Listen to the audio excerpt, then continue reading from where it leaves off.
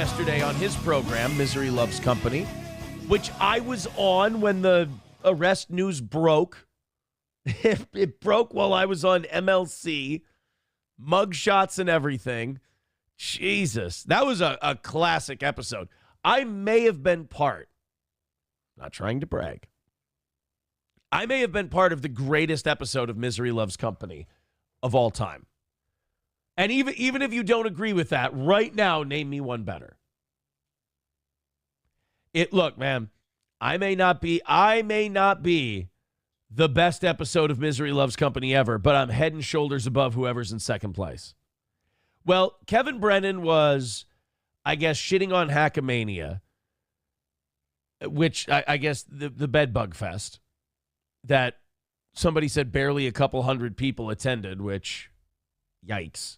I mean, you had what, like 3 or 4 different shows with 3 or 4 different audiences attending that? Like, you loaded it the fuck up and you drew a couple hundred people? Oof. That's a tough one. Well, Kevin was talking about that, and up came this idea that Kevin has, or that apparently he's thought through, that April is going to be his new sidekick on Misery Loves Company. I guess this would kick Chad Zumach to the curb. Chad wouldn't be the co-host anymore. He'd lose his gig to April, which I'll be honest, that would be funny to me. For all the shit he's talked and now kind of the W he's dragging around right now, for April to come in and take his job. Now, I'm going to say before we listen to any of this, before we hear how Kevin's going to sweeten the pot and whatnot, I don't think April's interested. I don't think April wants to be part of the internet world anymore. I don't think she wants to be on anyone's show. I mean, first, she had this show, and she was good on it. You know, she did a good job, but she got into disco, as we all did. And this show didn't seem as interesting to her anymore. She found a higher rung on the ladder, and she climbed that one. And then this show didn't seem that important to her anymore. So she just quit. She quit her job. And then she got discovered as the person who was in the studio with Nick when he was doing his shows, because her voice was on the fucking disaster nightmare stream. And that kind of exposed her. The whole, it's still on, clear as day. So I don't think she, and then of course the arrest a few days later. I don't think, if April's smart, she's in Litchfield right now, licking her wounds, recovering from all this, getting back into another line of work, living a private life as a private citizen, and rebuilding. At 29 years old, it's not impossible. You go back, you find a good gig, you go back to maybe the factory stuff, make some decent money, rebuild your life. Totally possible. In fact, not only possible, if you stay clean and you stay away from the disco life, 100% likely that you rebuild your life. Honestly, before your 30th birthday, you've got your life rebuilt, in my opinion.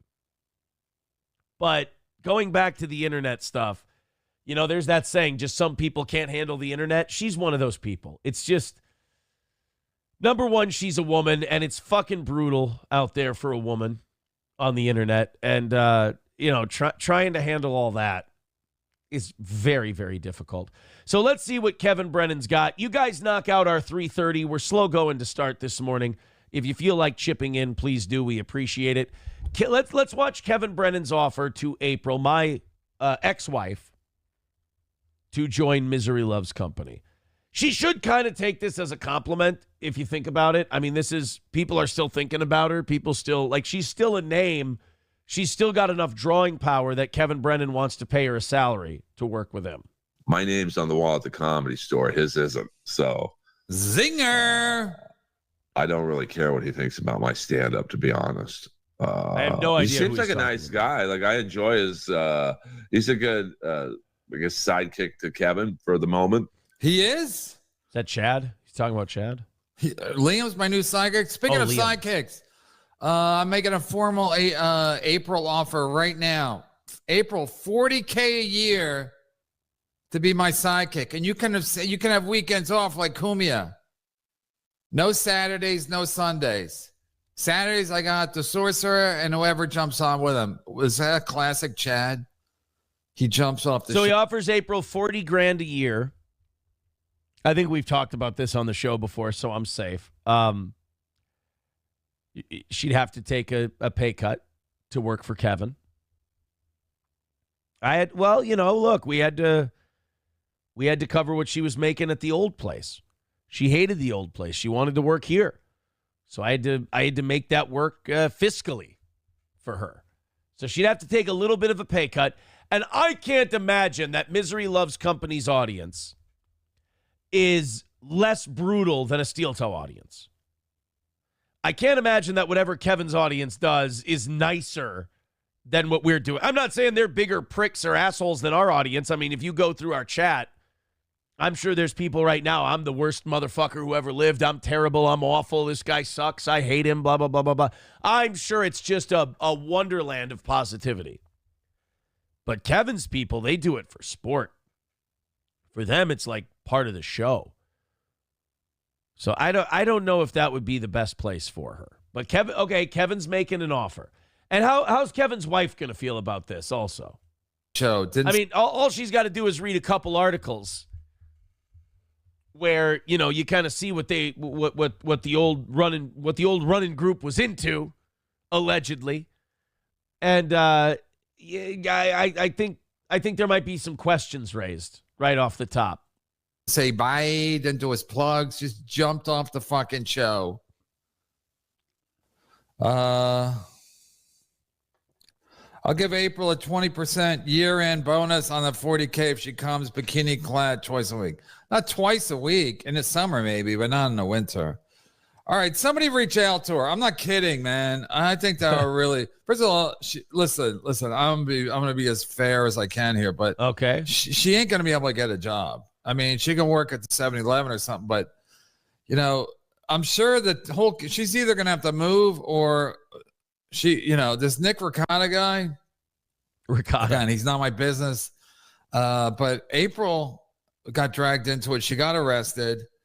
I don't know what happens. Like, I never really got arrested like that. So I don't know if you they don't appear on your, somebody does a background check on you. They don't appear unless you're convicted of some kind of crime, well, they can look it up though. And I think Kevin's being a little unfair on that one. I mean, I don't think it's going to stop her from getting certain jobs, like doing what she did before this. And she'd been doing that for years. But doing what she did before this, which has retirement and benefits and all that stuff, it's a blue-collar living. She could do that. I don't think they're going to turn her away for that one mistake. I think she could do that again, and she could do that the rest of her life. She'd be the hottest chick at the factory. And I'm not saying that to shit on anybody. Like, after the life she's been living, which is the life I'd been living, it's not a good life. You shouldn't be living that way, especially if you have children. And she doesn't. I get that. But, it's not a life you should be living. So when I say, she could be the hottest girl at the factory, that's a good thing. There's a lot of people who would kill to be the hottest girl at the factory. It's not glamorous. It ain't disco. But what did disco get you? Disco almost got you a charge that could have landed you 25 years in the clink. So who gives a shit about disco? Be the hottest girl in the factory. That's all I want to be. I just want to be the hottest girl at the factory. I want to be the guy with the dad bod who might get a few stray looks when he goes to Menards once in a while. That's it. Get back into the gym 3 to 4 days a week, do some boxing, get some bruises, maybe get a few looks at Menards. That's it. That's all I want. I want the single moms trying to figure out what kind of washing machine to buy to maybe go, hey, fuck it, whatever. That's all I need. Set your standards low. So I don't agree with Kevin that she couldn't get a job. I mean, everybody in that town where she lives has to know her. So she'll either have to move or come work for me. I love those. I love that those are her two options. She has to move or work for Kevin Brennan. Dude, I still get people who comment to me and they're like, you should take her back and you should have her do steel toe and she should come back and do that again. No. I'll tell you, once you go disco, you can't go back together. It doesn't work. Sorry. You can't. She'd have to disavow disco, and I don't know if she's ready to disavow disco yet. I'm just trying to get Keanu to call in and yell at me for calling it disco. But it's an interesting offer. $40,000 to do Misery Loves Company. Kind of breaks up your afternoon. It starts at 3 o'clock Central Time. I don't know. It's an interesting offer from Kevin. Let's see where it goes. This better be her. This better be her. It's not. April Diane Imholte. My favorite part of the show is when the old man with diaper ointment. It is diaper ointment. It literally is. Now, you know what I did? Fucking, I'm so stupid. We're off to a good start, April. We're already riffing. No, they had this Decedent. I got the CVS kind. So anyway, one CVS just had the paste of it, Decedent and paste. But then the other, Bro, is Kevin still treating his herp lip and he's rubbing diaper rash shit on it? Kevin, it's called Abreva. Everybody with herp lips know about Abreva and Valtrex, dude. Go to your doctor. He'll give you 5 big fucking horse pills. You'll take one of them a day. Nobody will ever, like, when you start to feel the tingliness in your lip of getting a herp lip, you go, you take the Valtrex. Like, April had some left over. I'm admitting to a crime here. April had a dosage of the prescription Valtrex stuff, and I took that when I was getting one 2 weeks ago or whatever. And, like, it never blew up. It never became a big thing. It just kind of withers and dies on the vine. It takes a week. But you take the 5 pills, Kevin. You rub a little Abreva on there, and you're good. You don't have to smear fucking diaper rash ointment all over your face. Kevin, that herp lip should be gone by now, buddy. It would, like, leave a mark on my lip. So I'm like, and then I went to another CVS. I wasn't even, like, I would just walk by the section. I wasn't, like, looking for more. Anyway, I was in that, I walked by that section, and there's an ointment version. So I'm like, oh, the ointment won't be so white. But it is white, and it's even more white, even if I take Kevin, there's medication they make specifically for herp lips. Go get that shit. In fact, it's probably right next to the baby butthole cream that you put on your face. God damn it, man. I just realized I should be teaching a course on herpes. Shower, there's still a fucking mark on my lip. So yeah, but it's almost gone. The reason I put it on now is because it's almost gone. And last time when it was almost gone, I'm like, it'll heal on it by itself from here on out. And it didn't. You know what? I'm telling you this. An egotistical, angry bastard who talks about himself. April would fit right in on this show. She's got experience. It could work. It could work with her on MLC. My favorite part of the show is when the old man with diaper ointment on his lip, literally ointment. It was paste before, now it's ointment.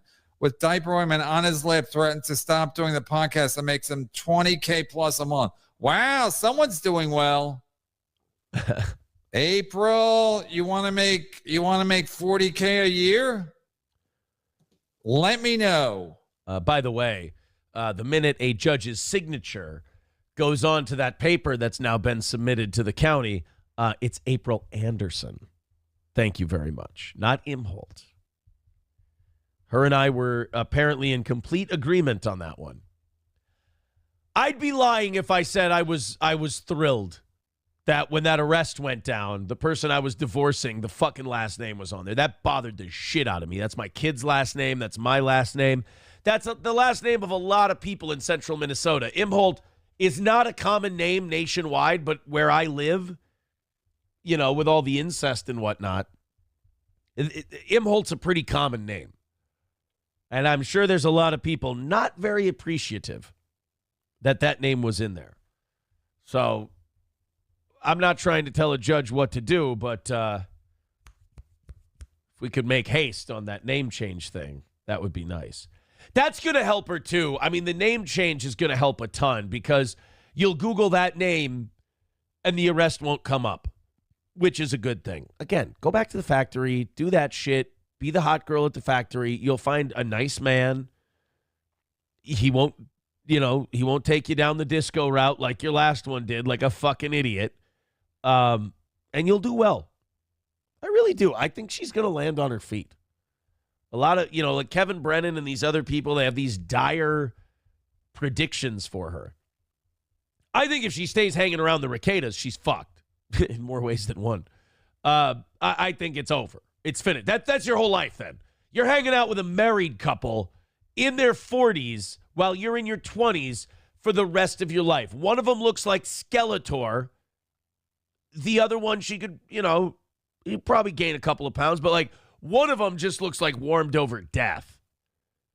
And you're going to hang out with that. You're going to what? Share a dude with a married lady of 5 for the rest of you? That's a fucking terrible idea.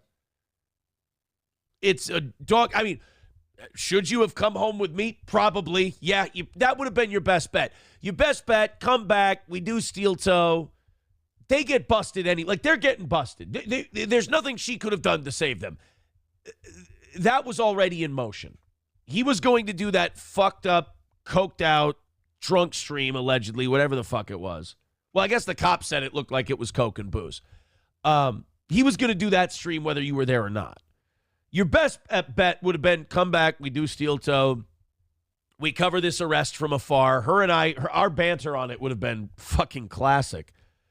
And then, you put the pieces back together. But if you get away from that disaster, if you get away from that, what is still, in my opinion, a ticking time bomb, what happened to you was a warning shot. Because you change your last name, you get the fuck out of there, you go back home, you pick up the pieces, you're going to be fine. But you stay in that fucking blast radius, nothing survives that, not even cockroaches. But continue, Kevin, with your pitch. How much up front to April for no rehab. We want her just the way she is. Like that Billy Joel classic. I love you just the way she is. No, I want her coked up. No. Let me say that. Do you? I don't have any experience in this. I know that based on what they've told me, the other two have been hitting it for years. You're going to need professional help to get over that. You're going to need meetings. You're going to need rehab. You're going to need all of that shit. And you're going to need to work it. You can't just go. You can't just show up. You got to work it. You got to make an effort. And that's really, really hard. And the majority of people don't make it. But I wonder if April, since it's only like 6 months, if she just removes herself from that area and she gets the fuck out of there and it's not accessible to her, it's not cocaine is not something you can just go and get. It's expensive. You got to know somebody who knows somebody who knows something about it. If she got away from it and she just went back home, she could probably steer clear, right? Again, I don't know. Maybe, super chat it in, PayPal, Venmo, whatever, but I feel like you could probably just kick that whole thing. By the way, I will tell you this. It feels so good to talk about this as an observer rather than someone who's actively involved with any of the people. The divorce thing is going to do wonders for this program because now I can just talk about these things, from afar instead of worrying about the impact it's going to have on me. Which you might say, Aaron, that sounds really selfish. Yes, it does. I want her coked up. No. That's what I want. April, Diane Imholte. I guess we're all caught up. Do your plugs, KB. This might be her. No. It's starting to sound a little bit like Canoe, though. That's what it's starting to sound like. But anyway, Canoe, tell if this is you, Canoe, tell, because I usually don't read Canoe, so maybe she's undercover. She's an undercover super chatter. Tell Diane. Now we're doing cheers. I'll be Sam, you be Diane. Tell April, Diane Imholte, 800 a month. Wait, 800 a month? 800 a month, 40K a year. That's over 40. That's 800 a week, silly goose. 800 a week is what? 32 a month? That's only 38. Well, I'm splitting hairs now. 900 a week. because there's 52 weeks in a year. So she could take 2 weeks off and go camping and go whitewater rafting in Europe. Oh, no, 800 a week, 50 weeks. There you go. Yeah. Okay. That checks out. Kevin's smarter than I am. Not me, stupid. All right, then maybe it's Diane. April, Diane. She really is like Diane from Cheers. How? Didn't she have no luck with love? She was luckless in the love department. That's kind of like April is. But somebody else said, again, I will get her on to find out, get to the bottom of it. But people, I think Errol, what's his name? Aaron was saying that she was cheating on her boyfriend to be with him. So her boyfriend. Hey, whoa. Did I say that? Her and I started, and here's what she told me. Okay, this is interesting. Let's get into this. Before we finish up with Kevin here. This is fascinating. This is actually going to make me think about my past. April and her boyfriend were still hanging out, but she told me that it was all bad and he was this and he was that and they were broken up. But because they had an apartment together, they hung out once in a while. And then her and I started hanging out, and then she was done with him and she started dating me. Do you think she lied? I know I sound like the dumbest guy right now, but do you think she lied about the boyfriend to me? That's interesting. Because I know she told some lies before the disco era started. I know that she told some half-truths and there were some fibs in there. And then after the disco started, there was quite a few. That's really something. Huh. I don't know. I'm not sure. I can't confirm.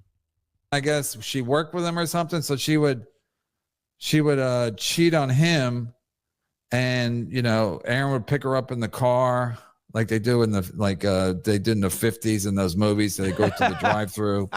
He'd pick her up in the car and they make out in the back, and I guess they'd have sex in the car. Wait, so now Aaron was like, yeah, she cheated on it. She cheated on her boyfriend to be with me. Did she? She told me that they had broken up in October. Her and I started seeing each other in January of 20, just before COVID started. She said they had broken up in October. But then again, I guess they were still hanging out every once in a while. I think that, you know what? He's right. There is some overlap there. You guys want a story? April went out to one of Adrian's comedy shows with that boyfriend, just like when we had first met each other. And she went to the I was on that comedy show. I was doing a set on Adrian's show. And she went to the bathroom. I went out to meet her. She came out of the bathroom and we made out a little bit in the gathering area, but before you go in the doors to the show. And she had gone there with the guy she was living with, who she claimed wasn't her boyfriend anymore, but they had gone out to the show together because that's something they had done. And her and I did a little quick sneaky makeout. This is like 4.5 years ago. This is not a big deal anymore. This isn't like, oh my God, like she was 25. I'm fucking 33. But yeah, we did a little sneaky. You know what? I'm finding out a lot of dishonesty there from both parties. No wonder it didn't work out. We're scoundrels. Cheating on me to be with Nick Ricotta. And it's like, that's how you got to be careful. That's why I always warn Gene or Levy. I mean, I could send her the link. I could send her the link. But, she's like, if you're someone's fourth wife, you got to be careful with that. True. You got to be careful because people have tendencies. Yep. They do, Jeaner. So Bob can say whatever he wants. Bob's very loyal till he's not. That's the Kevin Brennan clip. Look, I can't argue with the guy until I can prove that I changed my behavior. I mean, you got to eat that criticism, right? Like April has the thing with the last boyfriend and me. I have the thing with my first marriage and now this one doing disco. That's fine. I mean, that's fair criticism, right? If someone's criticism is, if their criticism is like, hey, this Aaron and this April, they're not loyal, you kind of got to eat that one, don't you? You do. That's fair criticism. Let's go to some of the audience here. Mr. Me with $2 says, I'll pay you every time you do an impression of Nick. Well, I have this impression. I don't have a whiskey glass in front of me. You need a whiskey glass. You got to put your finger on your cheek like this. You have to move around very effeminately. You have to have really jittery hands. And you have to go, well, you see what the problem is there is that everyone else doesn't understand that the brilliance of it is it's a cop and they're at Denny's and they don't know what they ordered. That I can do that. But my best Nick Rekieta impression would be